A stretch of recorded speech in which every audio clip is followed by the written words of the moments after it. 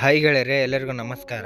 Champions ಟ್ರೋಫಿಗೆ India final 15 player list. ಹಾಗಾದರೆ ಈ 3 ಸ್ಟಾರ್ ಪ್ಲೇಯರ್ ಹೊರಗೆ ಮತ್ತು ಈ 4 ಸ್ಟಾರ್ ಆಟಗಾರರು ಒಳಗೆ. ಹಾಗಾದರೆ ಸುದ್ದಿಯ ಸಂಪೂರ್ಣ ಮಾಹಿತಿ ಏನು? ಹೀಗೆ ಇದರೆಲ್ಲದರ ಬಗ್ಗೆ ಹೇಳುತ್ತೇನೆ. ವಿಡಿಯೋ ಸಂಪೂರ್ಣವಾಗಿ ನೋಡಿ.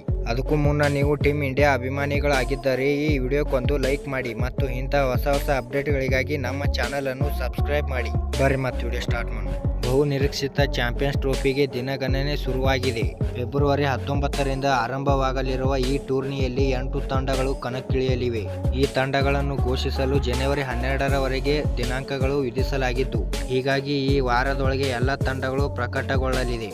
ಇತ್ತ ಈ ಬಾರಿಯ ಟೂರ್ನಿಯಲ್ಲಿ ಭಾರತ ತಂಡವನ್ನು ಪ್ರತಿನಿಧಿಸುವವರು ಯಾರು ಕುತೂಹಲ ಎಲ್ಲರಲ್ಲಿ ಮನೆ ಮಾಡಿದೆ.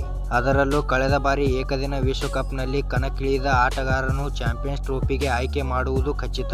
ಏಕೆಂದರೆ ಈ ಬಾರಿಯ ಚಾಂಪಿಯನ್ಸ್ ಟ್ರೋಫಿ ಏಕದಿನ ಮಾದರಿಯಲ್ಲಿ ನಡೆಯಲಿದೆ. ಹೀಗಾಗಿ ಏಕದಿನ ವಿಶ್ವಕಪ್ನಲ್ಲಿ ಅದ್ಭುತ ಪ್ರದರ್ಶನ ನೀಡಿದ ಆಟಗಾರರನ್ನೇ ಚಾಂಪಿಯನ್ಸ್ ಟ್ರೋಫಿಗೆ ಆಯ್ಕೆ ಮಾಡಲಾಗಿದೆ.